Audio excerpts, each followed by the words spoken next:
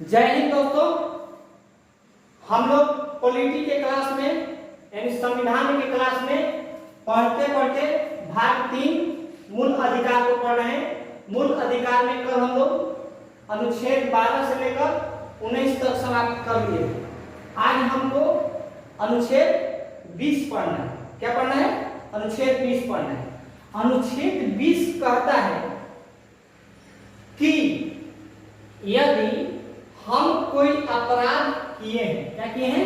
अपराध यानी कि सजा। यदि हम कोई अपराध किए तो हमें सजा सुनाई देगी। तो सजा जो सुना जाएगी, सजा जो सुनाया जाएगा वह सजा अपराध के समय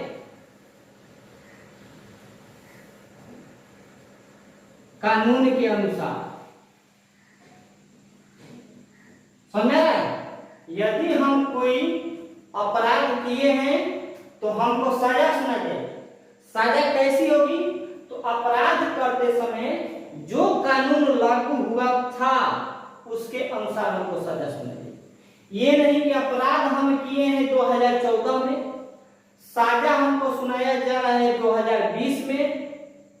यदि कानून में कोई बदलाव हुआ है तो 14 के कानून के अनुसार हमको सजा सुनाई जाएगी, न कि 20 के कानून के अनुसार। सुन रहा है?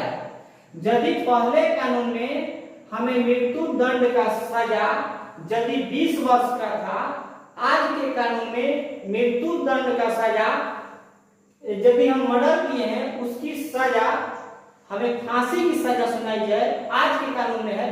तो आज वाला नहीं, हम जिस समय जो अपराध किए हैं उसी समय के कानून के अनुसार हमको सजा सुनाई जाएगी। ये अनुच्छेद 20 में है। कहां है? अनुच्छेद 20 के लिए। और दूसरा क्या कहता है? इतना ही नहीं, एक अपराध, एक अपराध एक सजा। यदि हम कोई एक अपराध किए हैं तो सजा भी एक सुनाई। यदि हम 2 अपराध किए तो सजा 2, 3 अपराध किए तो सजा 3। यदि कोई कहता है 1 मर्डर मारो या 10 मर्डर मारो, सजा एक ही होगी। तो संविधान की बात नहीं है, आपके मन की बात है। जितना अपराध उतना सजा। समझे? 1 अपराध 1 सजा, 2 अपराध 2 सजा। तो ये बात मन से निकाल देना है कि जितना मर्डर मारो सजा एक ही होगी, ऐसा कुछ नहीं। तीसरा है, तीसरा कहता है कि अपने खिलाफ अपराध में यदि हमको सजा सुनाया जाएगा तो अपने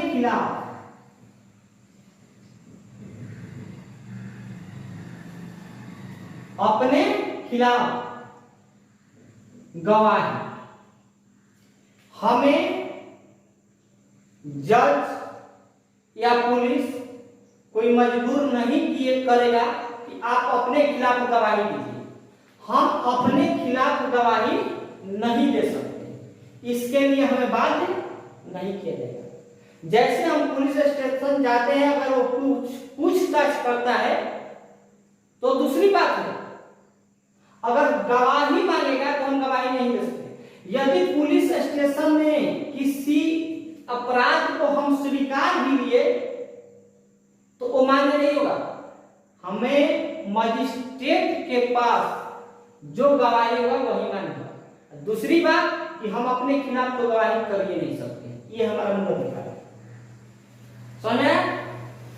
उसके बाद देखिए होता क्या है गवाही और क्या।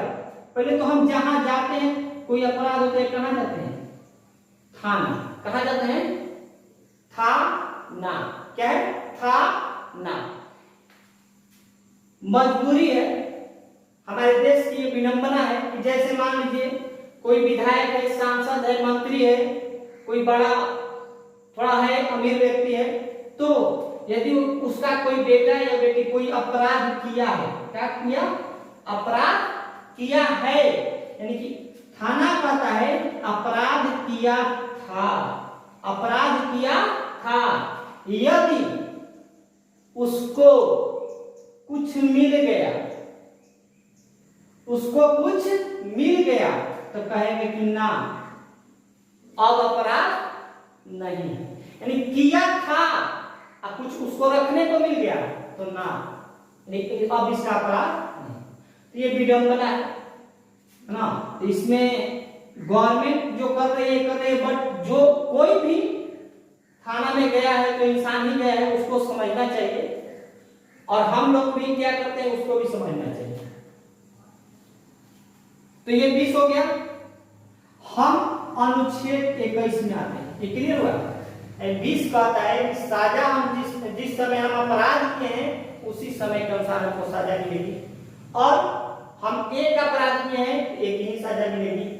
अपने खिलाफ हम गवाही नहीं दे सकते। अनुच्छेद 21 कहता है प्राण एवं दैहिक स्वतंत्रता। प्राण एवं दैहिक स्वतंत्रता, आपको ये स्वतंत्रता मिली हुई है, आपको ये अधिकार मिला हुआ है कि, अब देखिए इसको हम दो भाग में देखते हैं, प्राण एवं दैहिक स्वतंत्रता। तो पहले हम प्राण को देखते हैं, यानी कि जीवन। आपको जीने का अधिकार है। क्या करने का अधिकार है? जीने का अधिकार है। आपको यह अधिकार मिला है। आपको मरने नहीं दिया जाएगा। यदि आप चाहिएगा कि हम स्वयं से ही आत्महत्या कर मर जाएं, आपको मरने नहीं दिया जाएगा। आपको ये स्वतंत्रता है। यदि आप स्वयं से भी मरने की कोशिश करते हैं तो अपराध की श्रेणी में आएगा। यदि मर गए तो कोई बात नहीं, मर गए तो बच गए। यदि मृत्यु की कोशिश करने के बाद भी यदि आप नहीं मरे, बच गए, आपके ऊपर कानूनी कार्रवाई होगा। यानी कि आपको जीने का अधिकार है, मरने नहीं दिया जाएगा। यानी आप आत्महत्या नहीं करेंगे। क्या नहीं करेंगे? आत्महत्या नहीं करेंगे। दूसरी चीज, बिना हेलमेट आप बाइक नहीं चलाएंगे। क्यों? बिना हेलमेट बाइक चलाना यानी मृत्यु का बुलावा है। इसलिए प्रशासन, पुलिस आपको हेलमेट लगाने के लिए बाध्य करती है और चलाने, क्योंकि पहले ही कह दिया गया है कि आपको मरने नहीं दिया जाएगा। इतना ही नहीं, आप इस वातावरण में प्रदूषण नहीं फैलाएंगे। आप इस वातावरण को प्रदूषित नहीं कीजिएगा। इस वातावरण को सुरक्षित रखना है। यदि आपकी बाइक, आपकी गाड़ी धुआं दे रही है तो आपका चालान कटेगा। क्योंकि अब आप ये नहीं कर सकते हमारा बाइक धुआं दे रहा है तो आपको क्या मतलब है? ना ना ना ना ना, सबको जीने का अधिकार है। तुम्हारी बाइक धुआं दे रही है, ये धुआं प्रदूषण पूरे वायुमंडल में फैल रहा है, तो किसी की कोई बीमारी हो सकती है, वो व्यक्ति मर सकता है। इसलिए आपका चालान काटा जाता है। यानी कि आप पर्यावरण को सुरक्षित रखें। क्या करें? पर्यावरण को सुरक्षित रखें। अब अगला है हेलमेट। देख लिए, पर्यावरण को सुरक्षित रखना है। अब 4 व्हीलर यदि चलाते हैं तो आपको सीट बेल्ट लगाना होता है, क्योंकि एक्सीडेंट होने के बाद आपकी मृत्यु से बचाया जा सके। इसलिए बार बार आपको हिदायत दिया जाए कि सीट बेल्ट लगाकर चले, हेलमेट लगाकर चले, प्रदूषण न फैले। क्लियर? ये हमारा प्राण है। अपने प्राण संबंधी ये हमको अधिकार मिला है। उसके बाद दैहिक स्वतंत्रता। दैहिक स्वतंत्रता में है कि आप या हम एकांतवास, हम ही दो लोग नहीं, यानी इस भारत के जो भी नागरिक है वो व्यक्ति एकांतवास रह सकता है, यानी अकेला रह सकता है। उस पर कोई प्रतिबंध नहीं लगेगा। दूसरा कि निजता का अधिकार, का चीज का अधिकार, निजता का अधिकार। यदि हमसे कोई पर्सनल पूछता है, मेरे पर्सनल बात को जानना चाहता है, तो हम नहीं बता सकते हैं या बता सकते हैं, ये मेरे ऊपर, यानी हमें निजता का अधिकार है। हमसे नाम पूछे तो बताएं या ना बताएं, ये मेरा अधिकार। हमें लगेगा कि बताना जरूरी है तो हम बता सकते हैं, हमें लगेगा कि बताना कोई जरूरी नहीं है तो हम नहीं। हमसे कोई पूछे आपकी जाति क्या है, नहीं बता सकते, या हमारे निजी किसी भी बात को पूछे तो हम नहीं बता सकते हैं, क्योंकि ये निजता का अधिकार हमें मिला हुआ है। दूसरा, तीसरा, सॉरी,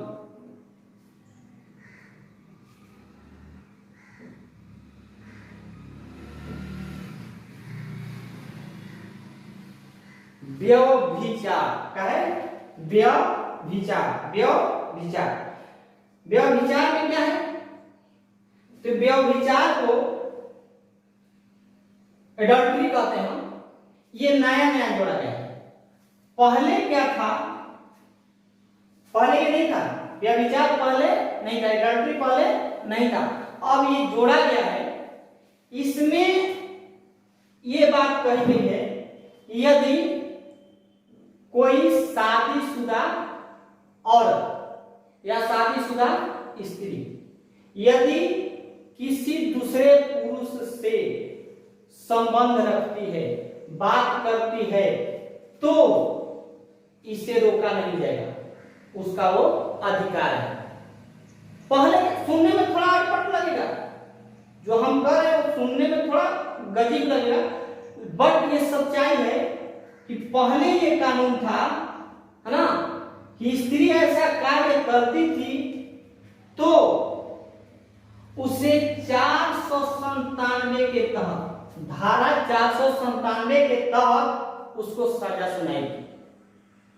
क्या होता था, पहले यदि स्त्री ऐसा कार्य करती थी तो धारा 497 के तहत उसे दंडित किया जाता था, बट उस समय पुरुष के ऊपर कोई कानून नहीं था, पुरुष जहां मन वहां बात कर सके, जहां मन वहां जा सके, तो इसलिए गलत है। अधिकार सबको बराबर होना चाहिए, इसलिए अब ये अधिकार दोनों को है, स्त्री को भी है, पुरुष को भी है। शादीशुदा है तो भी अगर वो कहीं बात करता है या करती है तो कर सकता है, कहीं अफेयर है तो है, इसे कोई रोक नहीं सकता है। होगा ना, एक चीज नया जोड़ा गया है, यदि आपको आपकी पत्नी या पति आपको इस अवस्था में देखते हैं, आप पति करते हैं, उसके कारण आपको तलाक देने की बात करते हैं, तो आपका तलाक वैलिड माना जाएगा, इनवैलिड नहीं, वैलिड माना जाएगा। और इस कार्य में पकड़े जाने के बाद आपको गुजारा भाता नहीं मिलेगा। एक चीज ये कानून में जोड़ा गया है, यदि इस अवस्था में पकड़े जाने के बाद आपको कोई तलाक देता है तो आपको गुजारा भाता नहीं मिलेगा, ठीक है। लेकिन भरसक कोशिश ये होना चाहिए कि घर का बात घर में रहे, कोर्ट में ना जाए, ये अच्छा होगा। अब हम अगला देखते हैं, इसका स्क्रीनशॉट ले लीजिए।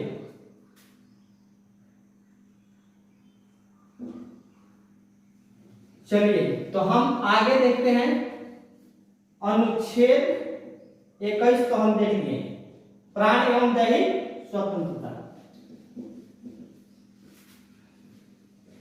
अब हम आते हैं अनुच्छेद 22। कहा? अनुच्छेद 22 में। अनुच्छेद 22 कहता है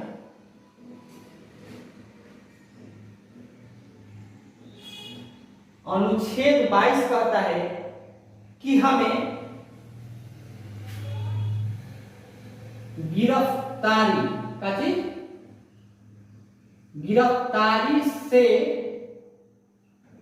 संरक्षण, हमको गिरफ्तारी से संरक्षण। एक बात सुन लेते हैं थोड़ा, अनुच्छेद 20, 21 जो है ना, अनुच्छेद 20 और 21 जो है, इसे कोई समाप्त नहीं कर सकता है, इसे कोई समाप्त नहीं कर सकता है। पहला बात ध्यान रखिएगा, 20-21 जो है इस पर किसी का अधिकार नहीं है, कोई इसे समाप्त नहीं कर सकता। अनुच्छेद 22 कहता है कि हमको गिरफ्तारी से संरक्षण मिला हुआ है। क्या संरक्षण मिला हुआ है? तो हमारी गिरफ्तारी जो होती है कब होती है? यदि हम कोई अपराध करते हैं तो हमारी गिरफ्तारी होती है। हम बताएंगे, जब तक हम अपने देश के हित में कार्य करें, संविधान के अनुरूप कार्य करें, यदि कोई हम गलत नहीं कर, संविधान के विरुद्ध नहीं काम कर रहे हैं, तो हम पर आईपीसी और सीआरपीसी लागू नहीं होगा। अब यहाँ वही बात पढ़ने को मिलेगा, यदि हम कोई गलती किए हैं, संविधान के खिलाफ कार्य किए हैं, तो हम पर आईपीसी सीआरपीसी लागू होगा। अब आते हैं, हमें गिरफ्तारी दो प्रकार की होती है। गिरफ्तारी कितने प्रकार की? दो प्रकार की। एक होता है दंडात्मक, क्या होता है? दंडात्मक। और एक होता है निषेधात्मक, यानी कि ये जो गिरफ्तारी होती है, आप कोई अपराध कर दिए उसके बाद आपकी गिरफ्तारी होती है। ये जो गिरफ्तारी होती है, यदि शक हो गया आप कोई अपराध करने वाले हैं, आप कोई, आपके चलते देश में कोई क्या बोलते हैं, आतंक होने वाला है, तो यानी आपके ऊपर यदि शक हो गया पुलिस का, तो आपकी गिरफ्तारी हो सकती है। ये मन से निकाल कर है कि हम कोई गलती करेंगे तभी हमको अरेस्ट किया जाएगा। आप गलती नहीं करेंगे तो भी आपका अरेस्ट, सिर्फ शक हो जाना चाहिए। उसके बारे में भी बताएंगे कब होता है, कैसे होता है। तो ये भी अधिकार मिल जाए ना, तब पता चलेगा कि पुलिस सबको टांग के लेकर चली गई और दो चार जो होता है ना करके छोड़ दी। ऐसा कुछ नहीं है, डरने की बात नहीं है, लेकिन जानना जरूरी। एक पॉलिटी ऐसा सब्जेक्ट है, पॉलिटी एक ऐसा सब्जेक्ट है कि नौकरी के उद्देश्य से नहीं, अब आपने जन्म लिया है तो यहाँ जीना है, इस समाज में जीना है, तो इस समाज के ये सब भाग हैं, आपको जानना जरूरी है। अपने जिंदगी को अच्छे तरीका से जीने के लिए ये सब जानना जरूरी है। तो हम सबसे पहले आते हैं दंडात्मक पर। दंडात्मक में क्या होता है ना? दंडात्मक में यदि हम कोई अपराध किए हैं तो हमें अरेस्ट किया जाएगा। वो अरेस्ट कैसे होगा? अरेस्ट करने से पहले हमको वारंट दिखाया जाएगा। क्या दिखाया जाएगा? एक वारंट होगा, वो हमको बिना वारंट के हमारा अरेस्टिंग नहीं होगा। बिना वारंट के हमें कोई अरेस्ट नहीं कर सकता है। वारंट दिखाने के बाद वो अरेस्ट कर लेगा। अरेस्ट करने के बाद 24 घंटा के अंदर, काटी 24 घंटा के अंदर आपको नजदीकी मजिस्ट्रेट के पास, 24 घंटा के अंदर नजदीकी मजिस्ट्रेट के पास आपको हाजिर किया जाएगा, आपको पहुंचाया जाएगा। कितने घंटे के अंदर? 24 घंटे के अंदर। यदि 24 घंटा के बाद यानी 24 घंटा से अधिक होता है तो हम इस पुलिस पर, इस इंस्पेक्टर पर हाई कोर्ट में या सुप्रीम कोर्ट में केस दायर। बट एक बात ध्यान देने की है, ये जो 24 घंटा होगा इसमें छुट्टी का समय नहीं जोड़ा जाएगा। हो सकता है कि आपकी गिरफ्तारी सैटरडे को हुई, तो आपका संडे का 24 घंटा हो रहा है, तो संडे को आप सवाल कीजिए कि संडे को मुझे मजिस्ट्रेट के पास क्यों नहीं ले जाया गया? तो संडे के दिन कोर्ट बंद है, इसलिए पुलिस इंस्पेक्टर कह सकता है, कहेगा कि छुट्टी का दिन था, यानी कि छुट्टी का समय प्लस यातायात में आने जाने का जो समय लगता है उसे छोड़कर आपको 24 घंटा जोड़ना है। समझ आया? क्लियर? चलिए, जब क्लियर हुआ तो अब उसके बाद क्या है, यदि आप मजिस्ट्रेट के पास चले गए तो आपको एक वकील रखने की, क्या करने की?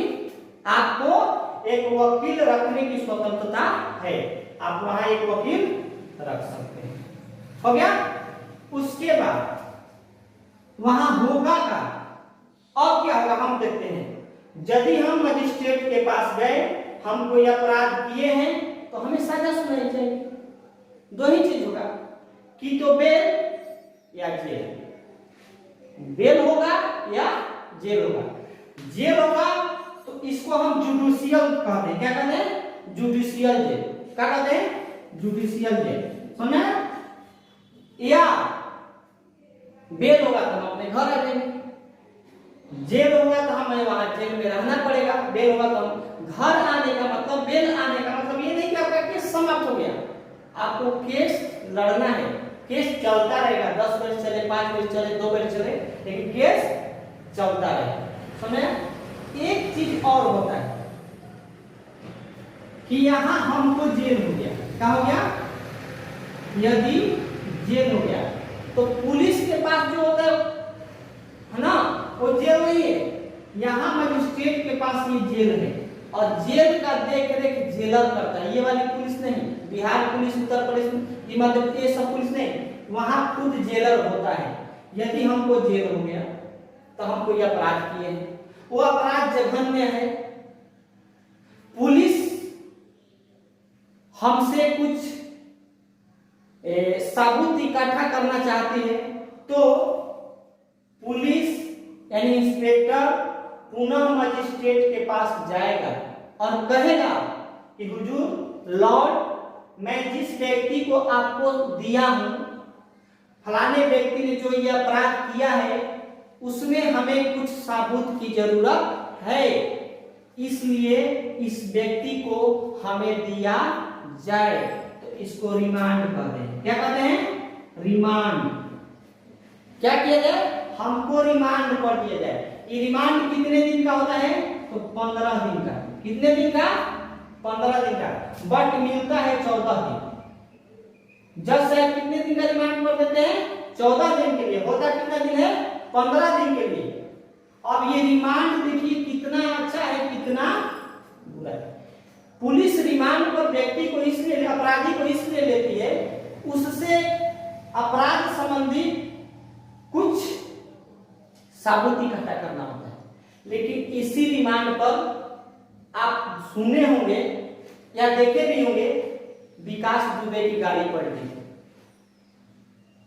इसी रिमांड पर 8 बजे रात को किसी को मारा गया। आप देखे होंगे अक्सर रिमांड पर यह कांड होता रहता है। अपराधी भागता है, उसे मारा जाता है, गाड़ी पलट के तमाम कुछ। ये देखिए, कानून की दृष्टि से देखा जाए तो पुलिस का इसमें गलती है। कानून की दृष्टि से देखा जाए तो पुलिस का इसमें गलती है, बट एक व्यवहारिकता में देखा जाए, एक नैतिकता में देखा जाए तो भाई जो जो किया है उसके तो दंड मिलना चाहिए। बट हम संविधान नहीं है, सबसे बड़ा संविधान, न कोर्ट, न कचहरी, न थाना, न आप, सबसे बड़ा इसलिए संविधान को फॉलो करना है, अपने मन की बात नहीं। समझे? चलिए अब देखते हैं उसके बाद होता क्या है। ये तो हम आपको बता दिए, वारंट होगा, 24 घंटा के अंदर आपको मजिस्ट्रेट के पास ले जाया जाएगा, आपको वकील रखने की स्वतंत्रता होगी, आप बेल हो सकता है और जुडिशियल जेल हो सकता है। समझे? इतना कुछ होता है। तो आज के लिए हम इतना ही पढ़ेंगे। कल से अनुच्छेद 23 और निषेधात्मक जो हमारा छूट रहा है, इसको हम कल क्लियर करेंगे। जय हिंद।